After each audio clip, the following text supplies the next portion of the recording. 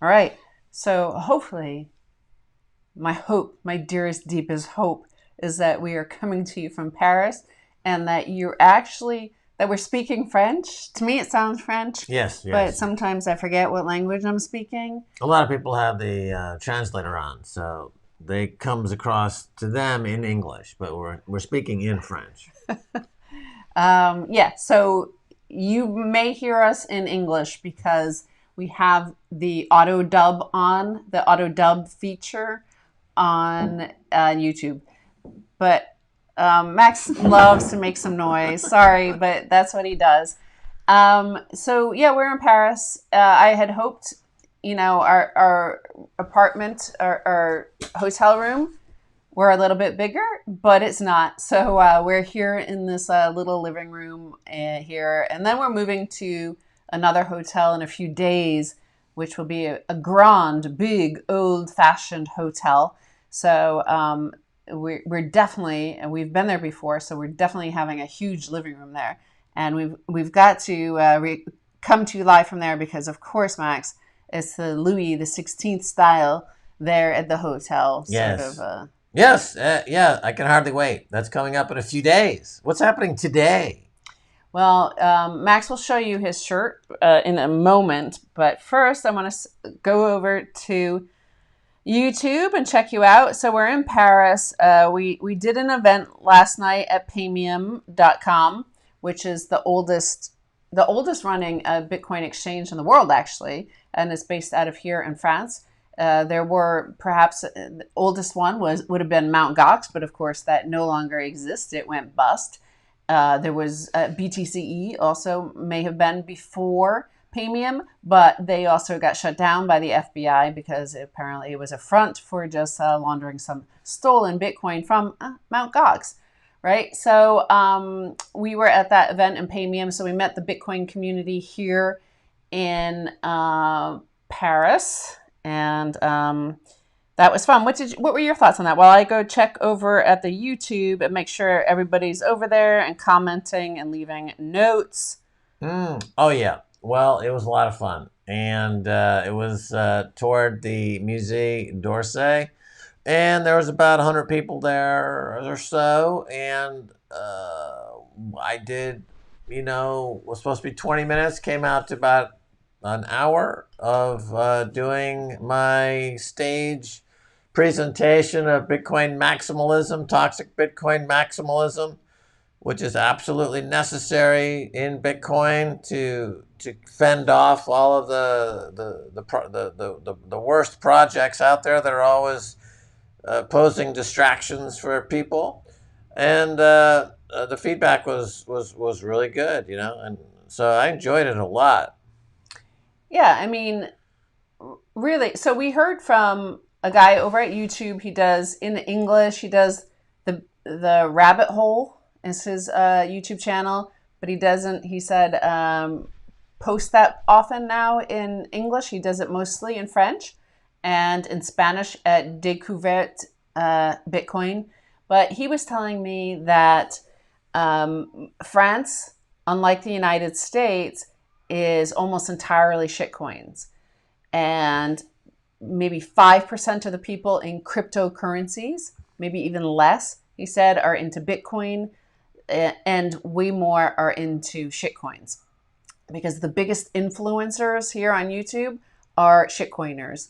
And so that was kind of upsetting to hear. And then, because of course, of all the Enlightenment ideals embedded into the protocol that is Bitcoin, that you would think that would be a natural home for it. But the French are ultimate shitcoiners in that they really like money printer go brrr. They love central banks, right? They love having free money. Yeah, plus I guess a lot of content that's in the Bitcoin space is not translated into French. So in that void, in that vacuum, shitcoiners breed in the stagnation of lack of diversity in discussing Bitcoin and everything related to Bitcoin, and there you have it. So the preponderance of of the industry is in the worst end of it, and so this was really disheartening. But I'm not sure what you can do about it, except by translating more, or doing more content in English, or No, translating it into like French. we're speaking now. We're speaking Yeah. French. Like we have to do more content like this. Yeah, exactly, and into French. I would think there seems to be, but I'm not sure if that's how that's going to happen, really, because the shitcoiners, of course, with the pre-mines and everything, have the capital to market, and Yes. so that's always been the problem. Oh, the French, I have to say, are suckers for advertising and marketing as well. So, I mean, basically the entire, fashion, right? It's all about marketing. It's all about selling sexy. Paris, like, okay, France, one of their number one industries in the world is tourism. So that's all about selling, marketing. Because, in fact, like I'm sure you out there listening to me speaking in French, you probably think France has the best food in the world, right? No, it's Italy. It's, in Europe. Because I'm sure people are out there saying, oh, no, Thailand, Vietnam, or places like that, Mexico. But no, they market themselves. They've sold the world on the fact that they have the best wine, the best food. They may have the best cheese. We'll give them that. But they're very good marketers like that. Well, luxury marketing is certainly in France is the top at it, and LVMH is incredibly big, and the richest man in the world runs Louis Vuitton. And certainly that luxury brand and that French brand is big. And so with the shitcoiners in France, they're out there, and there's no entrepreneur like a Jack Dorsey that you have in America, who's very Bitcoin centric, or Michael Saylor is not being translated into French. So the heavyweight Bitcoiners in the United States are not really getting the message across here in France. Do you hear the French sirens? That's a classic. Oh Classic. yeah. Oh, the Nouvelle Vague films. The classic. Yeah, speaking of classic, while we were here, they renamed a road Esplanade Johnny Halliday. Esplanade Johnny Holiday. That's right. Johnny Holiday passed away recently. Sadly, the Elvis Presley of France, and he's gone, but not forgotten. The legions of Johnny Holiday fans still pay tribute to the genius that is Johnny Holiday. And I'm sorry, by the way, if our lights go out, we have 2 sets of lights here, but there's a lot of light coming from outside. So I have these cranked up all the way on this side, which could burn out the batteries faster than I expected. We're still getting used to this brand new equipment here. And we've been traveling. So we've been going out to all sorts of cafes and brasseries and walking. We've walked miles and miles and miles and miles every single day. It's just amazing. I love being here for that because you get to walk so much and such beautiful locations. We took a tuk-tuk as well with Max's friend who runs this tuk-tuk. And we had a funny moment. We were asking about Notre Dame, of course, because that was the biggest story over the past few years, 2 years, 3 years. Did it happen right before COVID or after? Nevertheless, it was, we were shocked. We asked, where were you that day? And he's like, I think just foreigners care about the Notre Dame. It's just another building right here in Paris. And Max's face was just like, yeah, the what? fire at Notre Dame that destroyed much of Notre Dame. And I was surprised that he seemed pretty unimpressed by the whole thing, that it's just another building. And so this is some of the things you learn from the locals when you're here talking to them. So Paco says we're looking good.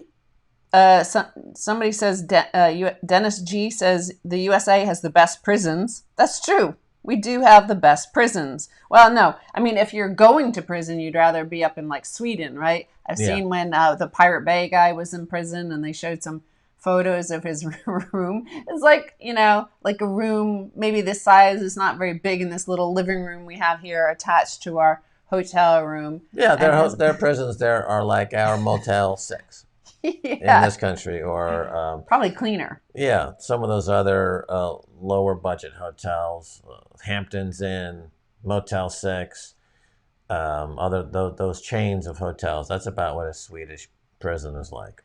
Somebody's asking me how are the Vac Passes, and well, I just saw a statistic out of New York City, and this is what we told you from New York City when we were there just a few days ago.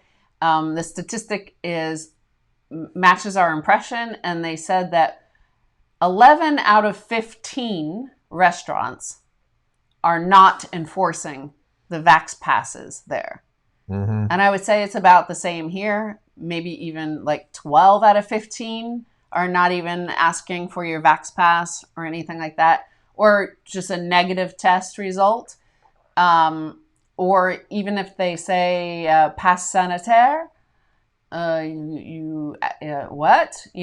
So, I mean, obviously I'm speaking fluent French right now, but you just say in a really American accent. So I'll take my French off and say, hey, what's that? And of course, they've just finished 18 months of no business, no customers, no Americans, spending a lot of money, tipping big. Americans tip 25, 30%.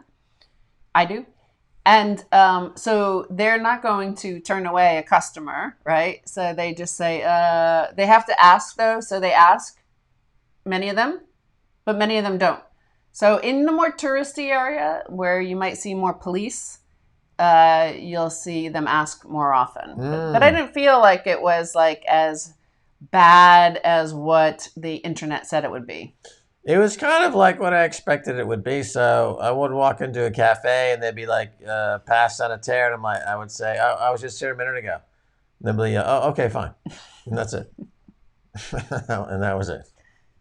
Yeah. So it's, it's not that bad. When we landed at the airport, again, like we didn't get asked at the airport because we did pay for a service that walks you from the door of your plane to the exit to the immigration. So we just went straight through. Yeah. Like there was nobody in line. 5 minutes from airplane to limousine. Yeah. And that was amazing because first of all, the international terminal is pretty much closed. One of the two, I think there are there. And we walked through it and everything was closed. Every shop, every patisserie, every boulangerie in the airport closed. So we thought it was going to be really quiet at the immigration and customs line. Whew, no, there were like thousands of people in line, and it would have taken at least an hour, probably two, to get through there. Yeah, totally. And people were begging us, like, because our guy was walking us through and like undoing every bit of the line, and we were walking through these lines to get through to this special exit, and everybody was like, "Monsieur, please, can I come with you?" Yeah, and he was like, "No, like no." The last flights out of Kabul. Yeah. Oh yeah, that's true. They were just fighting for a place to get out, but there were no places left. Sorry. Oh, true. I sign in using the Minister for Health's name and address and phone number. So you can also, like all over the sidewalks here near the more popular eating areas where lots of restaurants are. So over in Saint-Germain-des-Prés, Boulevard Saint-Germain, there are little kiosks manned by a nurse who will give you a antigen test, not the PCR, which they stick way up your nose. And if you're a foreigner, and I did this for the first 3 days, so they just, so I think it lasts 3 to 7 days, I'm not sure. But anyway, you give them any phone number. They need is a phone number, but they ask for your name, and you could put Mickey Mouse. There's no, like, they don't ask for your ID, so you just put whatever name. Yeah. And they take the antigen test, and they sent it to me within about 3-4 minutes. So the results, and that was it. Yeah, before coming here, we saw a lot of images, video of protests for the the vaccine card, and also we saw a lot of images of police checking for vaccine cards and things like that. Since we've been here and we've been over a lot of the city, I haven't seen a single sign of this at all. So from my understanding, from somebody, I don't know who, somebody was telling me that there are protests every Saturday because they are, you can't protest freely here. Well, I mean, theoretically, you're not allowed to protest freely. You have to get a pass from the police to protest if you have more than 2 or 3 people. And so the police give them protest passes for the Saturdays. Right. So that's what I was told. I think last night at the event, somebody said that these people come out every Saturday. So we'll check. We'll see tomorrow. We'll keep you posted. Okay.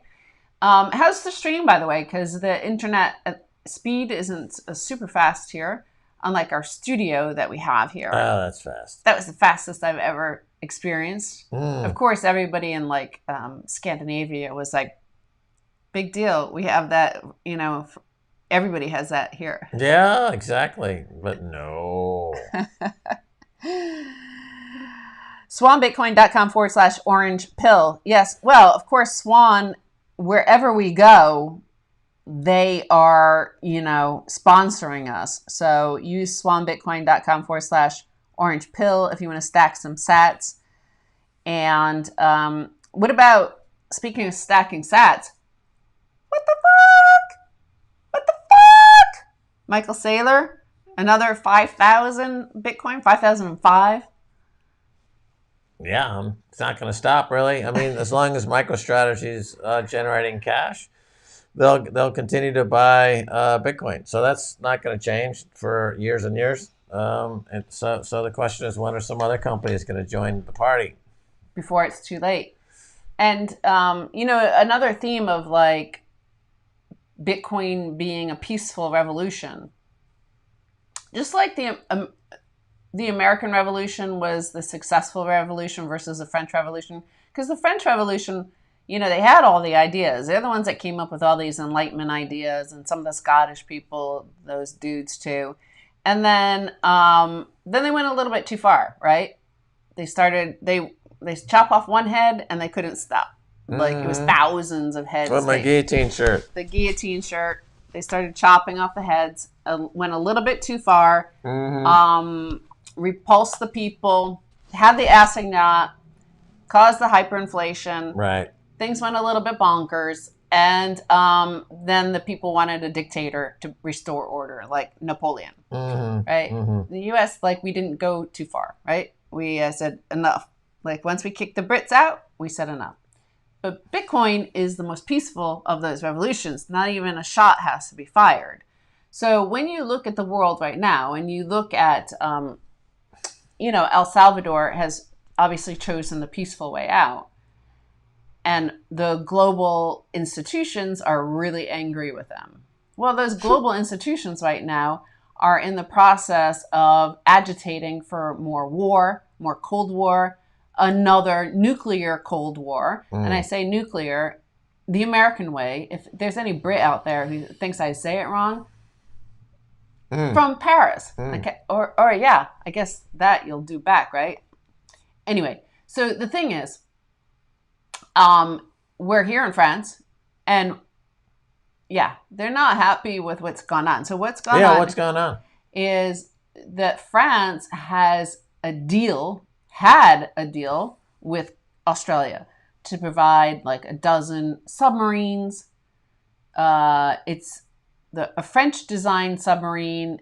In France, it's a nuclear-powered submarine, but I guess the Australians wanted it diesel.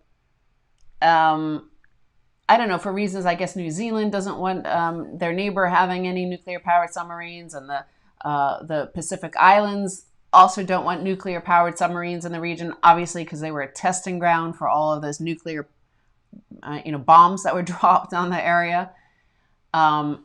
So with only hours notice, I guess it was yesterday or the day before, the US informed France, oh, by the way, we're doing a deal with Australia and they're going to break their deal with you. And we're going to provide them with nuclear powered submarines, which it's Australia, UK, and the US in a deal to contain China. So angering China, of course. Mm-hmm. China, by the way, I think it's their number one export market for Australia and all their commodities. Yeah. Angering Canada and New Zealand, the other two Five Eyes. Mm-hmm. And of course, but New Zealand doesn't want nuclear power anyway and does not want nuclear powered submarines in their waters. Angering really hard the French, like, you know, how the French are very diplomatic language and they're famous for diplomacy, right? Mm-hmm. And they're using very undiplomatic language in anger about being stabbed in the back by Australia and America. And of course, they don't like le roast beef being involved with this. And so what's your impression of this? Right. Well, it's like multifaceted, multi-strategic Blunder. a lot of different countries involved with a lot of different agendas.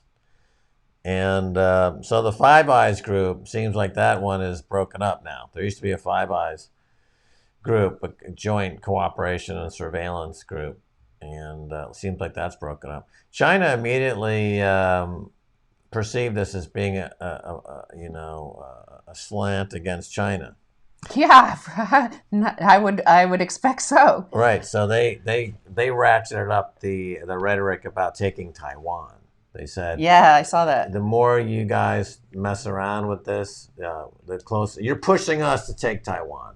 So it's pretty obvious that they're going to make a move on Taiwan in the next 6 to 9 months. And so they're using this as the basis to rhetorically position it. But that'll be answered by all these countries with a big yawn. They won't be able to do anything with it. 80% of the world chip manufacturing is in Taiwan. That'll be under the control of the CCP, and that's what's going to be. That's the big story of 2022. Is China takes Taiwan. Well, and also, of course, it's going to cause a lot of money printing.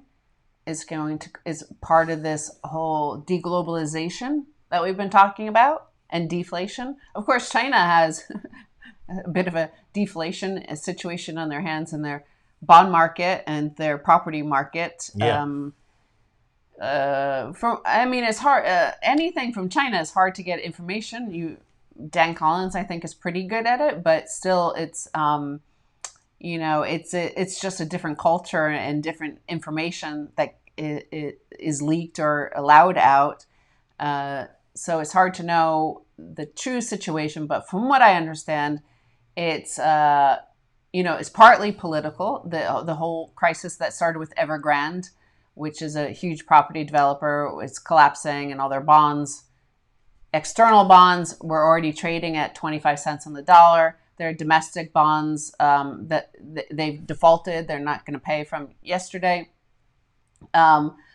But that also, it is genuinely, they said, a liquidity crisis rather than a debt crisis, because, and you could see that in that their stock market value is still valued at like $15 billion or something. Is valued. Well, this is the same rhetoric you heard during the Lehman crisis. Remember, they said it was not an insolvency crisis, it's a liquidity crisis.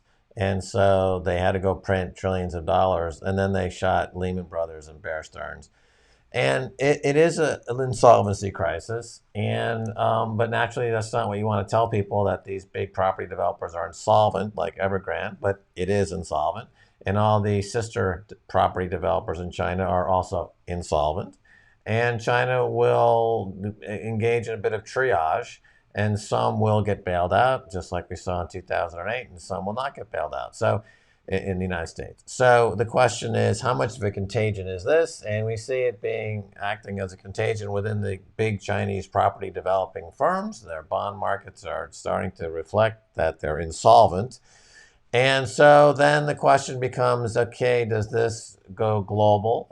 Is this going to be another global crisis? So we don't really have an indication yet of that.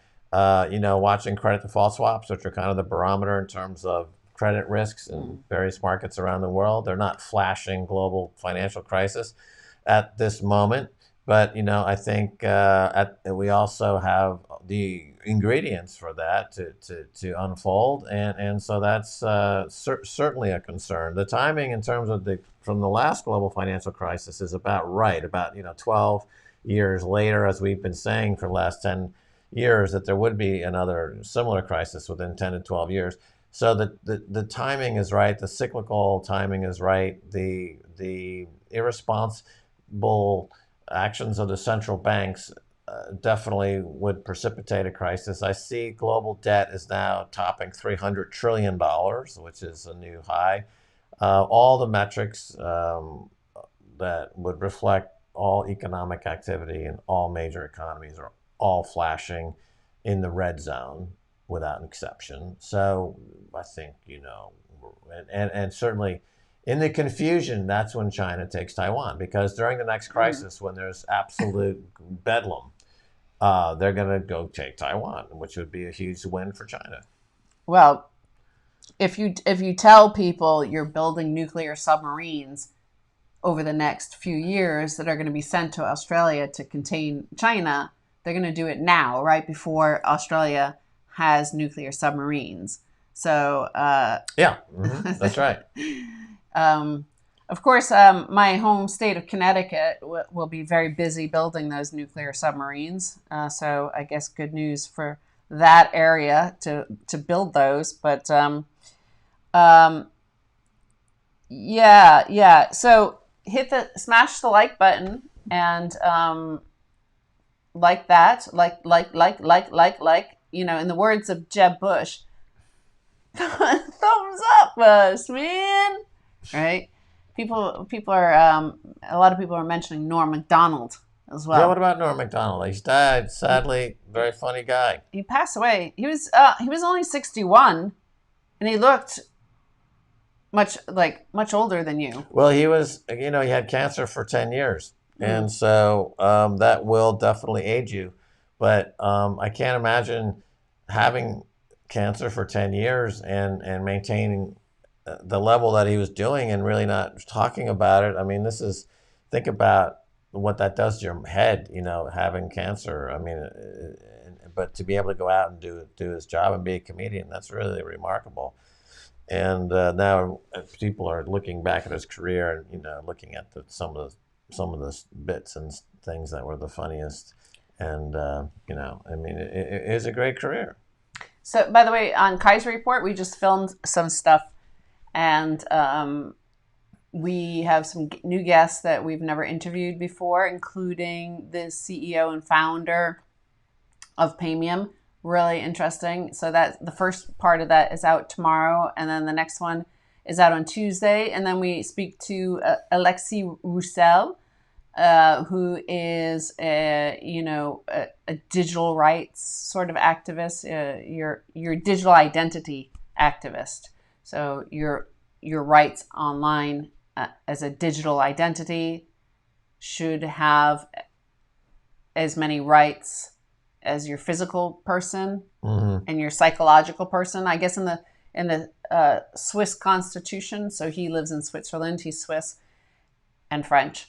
But he said that they don't define the rights, but they say you have rights, human rights over your body and your mental state. But it's not defined, so you can't be limited. But he also wants digital put in there. So it's a really fascinating interview as well coming up about that. But in terms of, the inflation, holy shit. Okay. Wow. Is that an economic term? That's my official analysis of the latest data out of the UN. What is it? Because the UN, of course, like tracks all of that global food prices. Yeah. And guess how much they are up? The most in 60 years. So we know the US dollar is only 50 years.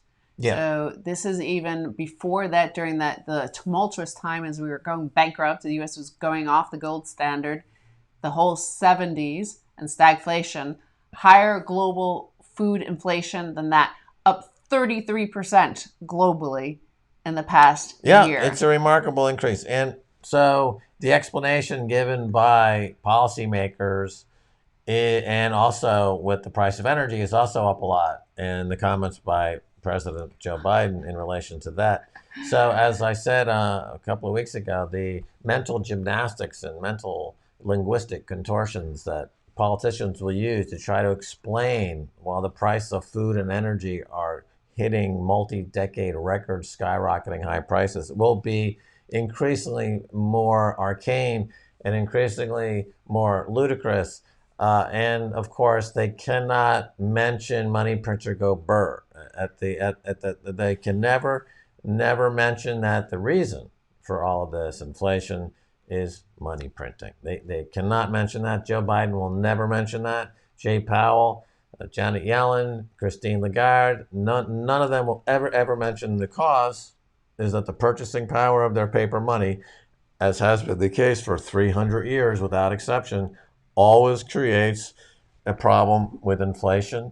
And they will come up with, Joe Biden, all he said about the price of energy was that we're going to look at the price of energy and it should be lower. It should be lower, but it's going higher, and we're gonna look into this. We're gonna find out. We're gonna get to the bottom of this. He blames, like every dictator in Banana Republic does. Who do they blame? The profiteers. He said the profiteers are charging too much. Profiteers. That's right. They always the nameless, profiteers are always the scoundrels in the story. The shadowy supercoders. He's gonna blame Bitcoin next. Well, that's coming. Bitcoin will be scapegoated in a big way, soon enough, because when Christine Lagarde finally realizes that she's been dead wrong and there's absolutely nothing she can do about the Bitcoin, she will have to resort to prostitution. Prostitution. She's going to be on Pigalle. A lot of times I call people on this show criminals, and of course that's a bit of a stretch. But not in her case. She's a convicted criminal, convicted criminal, Christine Lagarde. So it's one of those rare occasions when just 200 million. When that's not, no, it's absolutely true. So so she will have to resort to saber rattling, right? They're going to have to threaten people, which is the only thing paper money people can do. They can only resort to violence because paper money promotes violence, it supports violence, it's backed by violence, and if they're threatening the paper money potentates, they're going to come back and threaten you with violence, and Bitcoin's going to be like, guess what? It's unconfiscatable, it's uncensorable, the world is turning to Bitcoin, you guys lost, why don't you just pack your bags and go home and leave us alone? It's stupid, you lost, just go home. Right. And she's going to be there in Pigalle with Janet Yellen and Jay Powell turning tricks. The worst fucking prostitute in Paris will be Christine Lagarde in her dentureless mouth trying to pleasure fat Japanese tourists for 20 euros. Fat Japanese tourists? I don't think that's possible. Oh, yeah. But listen, so here's you're not going to be able to see this chart. And I apologize if you don't understand our French. I'll try to explain this as best I can. I know. You're going to verbally explain a chart? Yeah, in French. We have two charts here, and that's agreeing with what Max has just said about all this money printing. So from yesterday, a tweet from Ben Breitholt, container rates from Shanghai to the U.S. make yet another leap higher. Yikes. Supply chain woes lasting longer than anyone expected. So you see the container rates. Look at the container rates. Well, you can see that. So hockey stick up. Yeah, they go up. I'll show you another hockey stick here. Okay? Da-da-da. Is that a hockey stick, or are you just happy to see me? The Fed's balance sheet, this is a tweet from Pomp, hit Oh, the Fed's balance sheet hit a world record of $8.446 trillion this week. We are only $500 billion away from a 10x increase from the global financial Right. Where's the crisis. tapering? No tapering. You see, There'll you never can be a see taper. That's all nonsense. No taper. What was the first chart? the Shanghai container Oh yeah, rates. container rights. So a lot of, you know, supply chain disruption, of course, is leading to inflation. And people will say, well, that's not money printing. That's a supply chain mess up.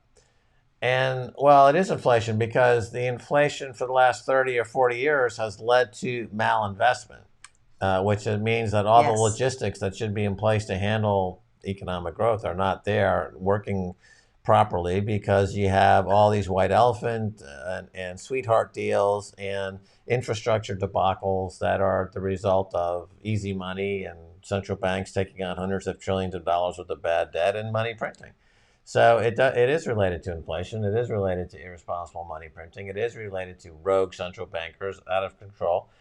And now, we're at the point, as we've been saying now for 10 years, predicting, where you get to the end game where, it used to take for every $2 or $3 of debt that you'd create, you'd get $1 of GDP growth. Well, now it takes more than $30 of printing money to get $1 of GDP growth, and that's like in the UK. They recently included heroin addiction and prostitution in their GDP calculation, just to try to figure out how to make the thing look like it's growing. And you can't kill this dead horse more than 5 times. I think you can't kill it a sixth time. It's dead. The GDP is dead. It's never coming back, and Bitcoin's taking over. Right. And so France, because of inflation, they are increasing their minimum wage from October 1st, which is apparently Unusual. to do it in the middle of the year. Now, of course, I don't know if you've been following the natural gas price here in Europe, but holy moly, it's gone berserk. Well, here we have a true inflationary cycle. So the minimum wage is going to go up, but not as much as inflation. Yes. But that increase in money that you're going to use to make that minimum wage will increase inflation. So then they're going to raise minimum wage again, which just means printing more money, which is going to increase inflation. Yes. So the genie is out of the bottle, and expectations for inflation will become hard-coded, and then people are going to be panic buying shit before the price goes up, which is going to cause inflation. So we're going to see that that's happening right now in Europe. It'll happen in the U.S. at some point. It'll happen. It's already happened in many other countries around the world. Hyperinflation is already going on in many countries, but they've traditionally had hyperinflation, so nobody's really talking about it much. But now it's really kicking in globally. And so the cycle of inflation is coming, and it's not transitory. I mean, it's so stupid. Up until 6 months ago, they said they were trying to fight deflation, even though that was false. The inflationary pressures of the currency debasement have been ruining the economy for decades, but for some reason they called it deflation. Okay, so now they're saying, well, actually, we used the wrong term. It was not deflation. It's actually inflation. Okay, we got that wrong, but it's transitory. Oh, guess what? That's wrong too. It's not transitory. It's actually cyclical. It's intractable. No, first, before they get to that, they say, okay, it's not transitory. It's the profiteers. Yeah. Then they blame the profiteers. Yeah. Okay. Then the next move is going to be loss of confidence in the currency, which is called hyperinflation. So yeah. So again, the profiteers. They're going to blame the profiteers. Now the point about this is, what did Madame Lagarde say yesterday? She said, cryptos are not currency. Full stop. They are just speculative assets. So the speculators are there. The speculators are the people driving up the cost of stuff. She's going to, the ECB is getting ready for this. She'll probably blame Bitcoin for, the natural gas prices in Europe. So what happened with it? Apparently what happened, and I don't know the full story here, the full lowdown, but what happened is, a lot of the natural gas in Europe was provided via Russia through long-term contracts that were tied to the price of oil. And then I guess the United States convinced them to Europe to break those sort of long-term contracts tied to the price of oil and just let it float freely. Mm-hmm. And what immediately happened is the price went soaring because they were suddenly on the free market, the Europeans, competing against Asia, which already paid like, in the US, say natural gas prices are like $2 versus $7 in Europe versus like $15 in Asia. Yeah. So suddenly, immediately, the European prices went up to Asian prices. Right. This is where propaganda can really hurt people. So the Russiagate hoax, which every single day is more evidence comes out that it was purely a hoax. If you follow Glenn Greenwald, of course, you see all the players in the Russiagate hoax and all the media players and the Rachel Maddows of the world who participated in the Russiagate hoax were doing so at the instruction of the CIA, essentially. Created another hoax, just like the Gulf of Tonkin incident and many, many other instances of the CIA creating hoaxes to justify huge paydays for themselves. And once again, the Russiagate hoax. So as part of this Russiagate hoax, the U.S. got Europe. They don't want to do long-term contracts with Russia because that would put too many dollars and too much money into Russia's pockets.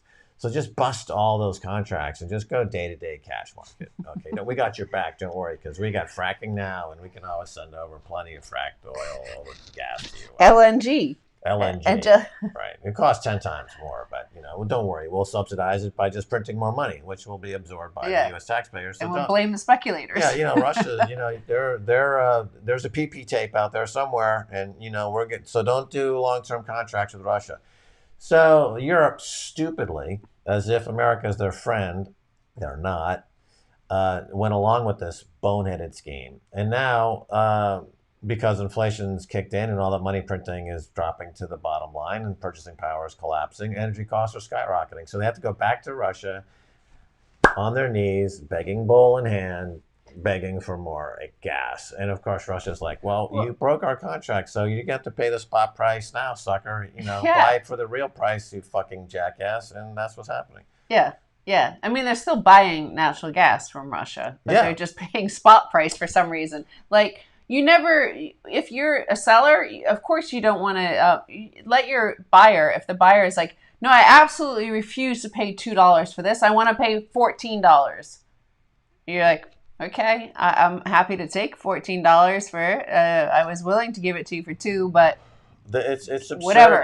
If you're trying to manage your economy and you want your economy to have a fixed price for your energy, you put together long-term energy contracts with major energy suppliers. You don't expose your economy to the risk of having just spot price blow up in your face, and you're going to be quadrupling or quintupling your energy costs. So Europe, Rachel Maddow should get some kind of award, for causing the most economic damage, since the invention of the derivative contract. I mean, she is like the inventor of dynamite, the Pulitzer or someone, or the Nobel, whoever invented dynamite, and created.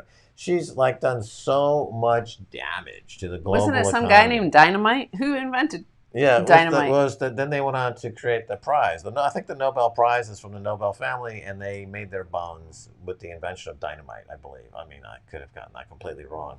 But TNT? Yeah, but again, also, what's great about the Davos crowd and the World Economic Forum is that they can convince people that their interests are not important, but the interests of the vocal minority is important, and that the vocal minority, who might want 1,500 different bathrooms in every single stadium and public restaurant in the world, is really important, even though that would mean that the economy is screwed, geopolitical relations that have been in place for decades are screwed, and inflation's going to rip you a new asshole. All that stuff it's not important, because we actually are stealing everything from you. But they guilt you into it. It's a guilt trip, as they said in the 60s. They would say, man, don't throw a guilt trip on me, man. So here you have Rachel Maddow, like it's like she dropped 12 tabs of acid and she's trying to guilt trip people into accepting higher prices in the name of multi-gender bathrooms. And Americans are like, Jesus. yeah, we want all that. We're fucking retarded. We're stupid. Yeah, it's Oh so my dumb. God. Just think like Oh my God. you have a self-interest. You know, you're a whole person. You have human rights.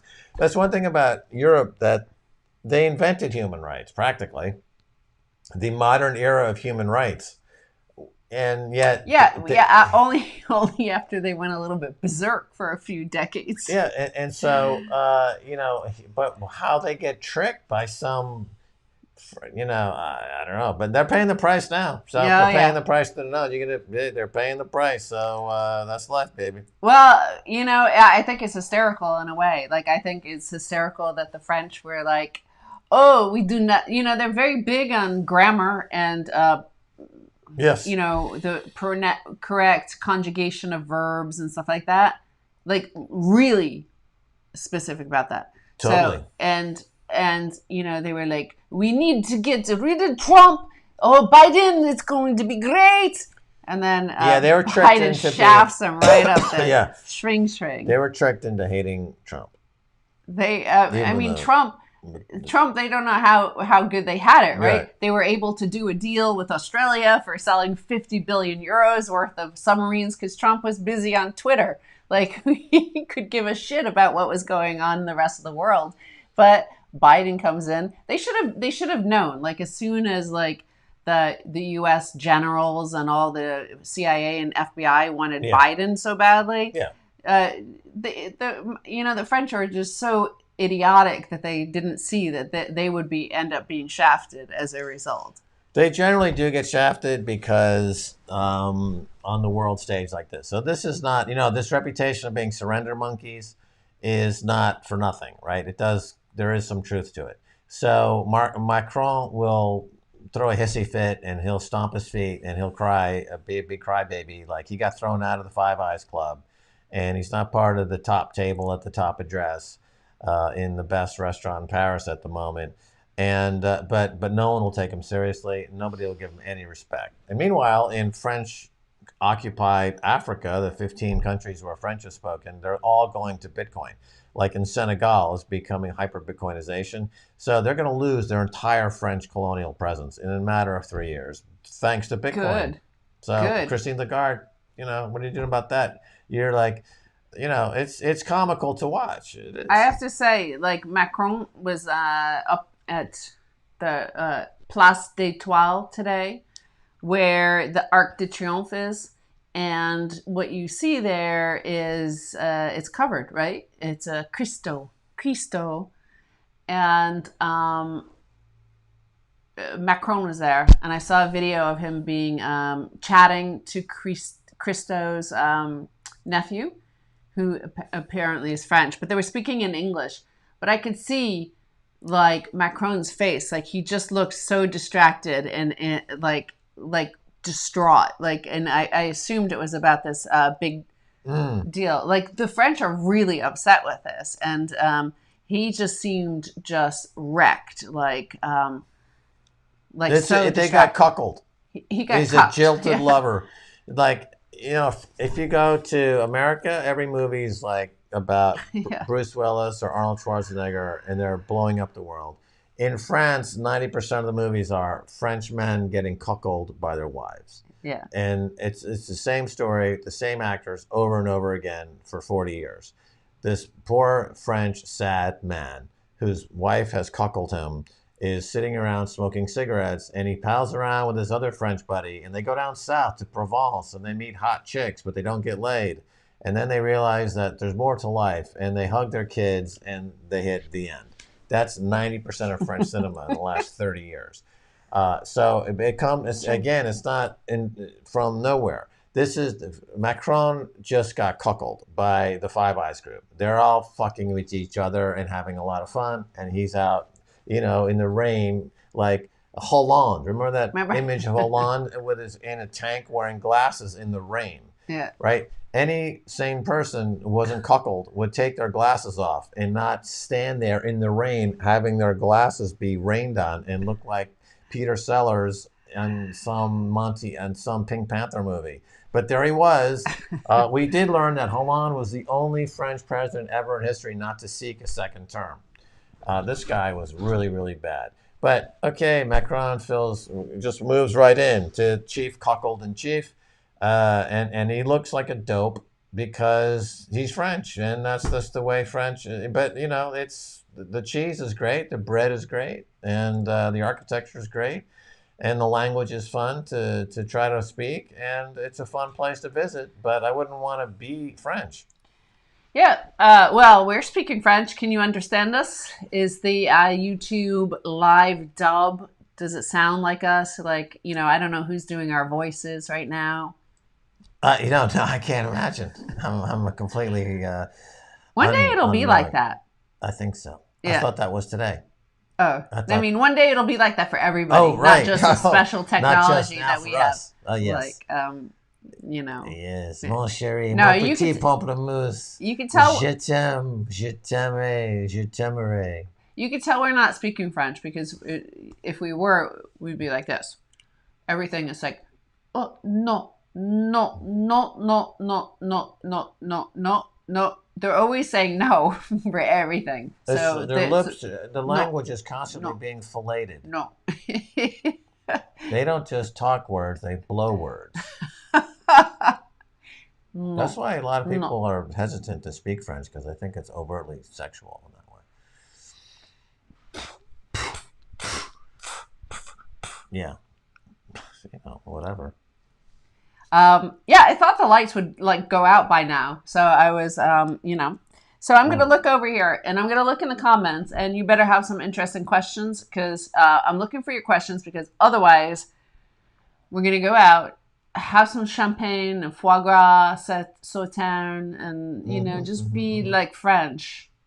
Just because we have this live French dub, English dub. Monday will be, I'm on a French TV show called C'est Cash with Olivier Dumarche. And it's on RT France. Uh-huh. And so I'm on for the whole episode talking about Le Bitcoin. And because apparently that guy Olivier is, French, so he's more of a shitcoiner. He's not really. He's a Bitcoin skeptic. He's a gold man. That gold is really good, and Bitcoin is he doesn't believe it's going to work. So, but we had a good conversation, and I do a little Christine Lagarde in there, which I think I'm curious to see how that goes over because it'll be seen by millions of people. What does touche et la peau mean? Toucher la peau. Toucher la peau. Ça, c'est quand vous mettez ta bite dans un légume comme Stacy, say bonjour, bollocks, pourboire. Oui. Why are home prices still so high? Because money printer go brrr. What were you expecting? I don't know. Where does that person just woke up? It's Rumpelstiltskin just checking in from 100 years of napping. Wow, when I went to sleep, I bought my house here for 5,000 cucumbers. Jesus Christ, it's $500,000. How did that happen? Question. Thoughts on Biden's Treasury Department declares IRS will monitor transactions of all U.S. accounts over $600. That's, if you're American, you have to do that anyway. It's ridiculous, right? So if you sell any gold worth more than $600, if you sell some pottery on eBay and more than $600, you have to declare it on an IRS form. Basically, you declare it.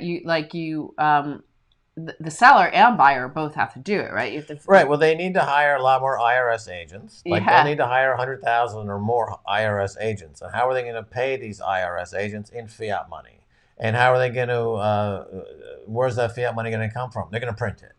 And what's it going to do with inflation? It's going to go skyrocketing. Yep. So just like any war, what happens is a lot of people on the other side defect, or they join, up with the other side. So a lot of those IRS agents that they're going to hire in the next year are going to defect. They're going to become Bitcoiners, and they're going to opt out. There's no way they can support an army of IRS agents to go picking through the squirrel shit of people's toilet bowls looking for $500 charges. They don't have the money for it. They don't have the brains for it. They don't have the logistics for it. They don't have the capital for it. And it's never going to happen. And they're going to defect. They're going to become Bitcoiners. So I welcome the new IRS agents into the fold of Bitcoinery. You are now part of the winning side, and you can leave the losing side. Congratulations. You're now a Bitcoiner. Somebody, Vitalux IUC, says I've seen pubic hair. Yeah, has he? Yeah. In a public bathroom, probably. That's probably the closest he's ever got. He's seen pubic hair. Well, I mean, the question is, where? I mean, pubic hair where it should be, on the pubic area, or pubic hair is growing out of your face or your teeth, or your pubic hair. I've seen pubic hair on the wall. It's coming out of my freezer. I have a freezer full of pubic hair. Where is this pubic hair? You're not giving us any context here. I've seen pubic hair, fall out of an orifice of a chihuahua that's eating a bag of potato chips in line at, Easy Boy Lounger Shay's lounging showroom somewhere in Afghanistan. Like, what are you talking about? What's going on there? Give us some context. Anyone who looks down at their pubic area will see pubic hair. Okay, so that is almost universal. That is no big deal. Not if it's an incel. I mean, unless, you have some disease where all of your bodily hair has fallen out and you have no hair. You have no pubic hair. What about pubic lice? That's more interesting. Have you seen pubic lice, otherwise known as crabs? That's more interesting. Have you seen crabs? Are they really crabs? Are they like little baby crabs? Like, do they? How would I know? I don't know. Like, somebody must know. Like, because there's pubic crabs. So, like, do they look like crabs? I think they're lice. How do lice know that they should only be in your pubic hair and therefore be crabs? And then there's other lice that only stay on your hair, and they're lice, right? How does the lice know what kind of hair to hang out at? How do they know? This is an existential conversation. Right? Existential conversation we're having here in Paris. So, I mean, how do lice have that level of intelligence to know and differentiation between pubic hair and hair on top of head? That's a good question. Like, who else asks these questions in the Bitcoin podcasting community? They don't. I heard, speaking of guests we like Adam O. He's a good guy. We really like him. Bitcoin Denver. And he tweeted yesterday something that made me laugh. He said he got his first ear hair, and first ear hair. Yeah, like it's all downhill from there. Yeah, he said like he's gonna start to seize the day and live his life to the fullest because it only gets worse from here, Adamo. That first ear hair. You clip it off. You pull it out. Actually, the first one, because you're That's like, what he did. Oh my God, I got to get rid of this immediately. And you pull it out, and you're like, that fucking hurts. You're like, oh, Jesus, I'm not going to do that again. Then a few weeks later, you see a few ear hairs, and you're like, uh-oh. So then you start to clip them off, right? Then after about a year, you start to think, like, you know what? I don't give a fuck about these ear hairs. Let them grow. And that's when you are, effectively enter into old age. You're now an old codger, and you have ear hairs, and you can't hear very well. But you don't mind because you don't like what anyone's saying. You're like, I can't hear what you're saying because I have ear hair. But guess what? I don't care. I've seen that a lot in Britain. Like, they have old people with these giant bushy eyebrows and like hair sticking out like this far from their ears, right, and their nose. And I'm like, it's like pretty impressive. You're like, wow, that's like captivating, right? I knew a woman who would braid her armpit hair, which I thought was pretty gross. That is gross. Yeah. Not you, of course. No, I don't have any armpit hair. The ear hair. It's hard to say those two words together because they're similar sound. Yeah, ear hair. Yeah, it's tough. Ear hair. Ear hair. Mm-hmm. because I always want to say ear here, ear here. That's Ear you naturally want to say ear here. Ear here. Yeah. Braid your ear hair. You can braid your ear hair if you let it, grow long enough. Bleach works. Ask Trump. It does. It depends on what. Hair migrates downward with That makes age. no sense. Ear crabs. What? Jesus Christ! Some people are just going too far. Have you ever had your nostrils waxed? Okay, so I made this mistake once. Jesus, that sounds painful. It's fucking pain. Well, it's kind of painful, but it's really weird. So the wax is in your nostrils, and then they yank it out like you do on any waxing job. But it literally feels like your entire inner part of your nose and part of whatever's back there, your sinus, and maybe a few parts of your brain have just been ripped out of your nose. And it's so weird. It's like a really weird, it doesn't really hurt, but it's, ugh. They should offer you general anesthetic to do that. Like just put you under. It doesn't hurt, but it's just like shockingly odd. Like you just can't believe how weird that feels to have all that pulled out of your nose. Did you have the option of It's like in that Arnold Schwarzenegger movie when he pulls that big ball out of his nose, and he's traveling to some other planet. Yeah. He has some kind of chip that's in his brain and he pulls it out through his nose. Yeah. That's kind of what I would imagine it would feel like for him if that was, but it would be, a nose wax job.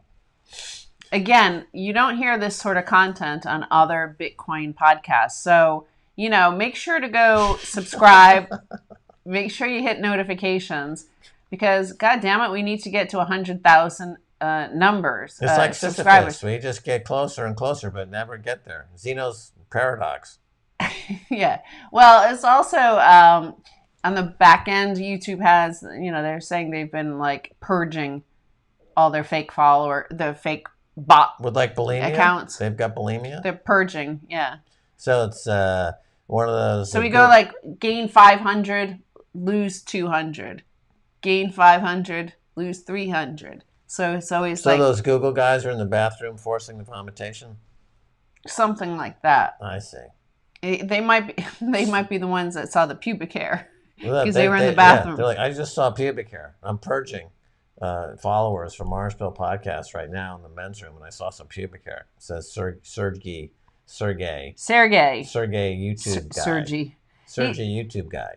He's like some like total survivalist sort of panicked, like he's in a panic state, right? Yeah, he's recluse on an island. He lives in some remote island, like he and his wife and kids are the only people there, and he's like afraid of COVID, and he's hiding out there, and he's like Howard Hughes now. He's growing a long beard, and his fingernails are out like 18 inches, and he's gone psychotic. You see?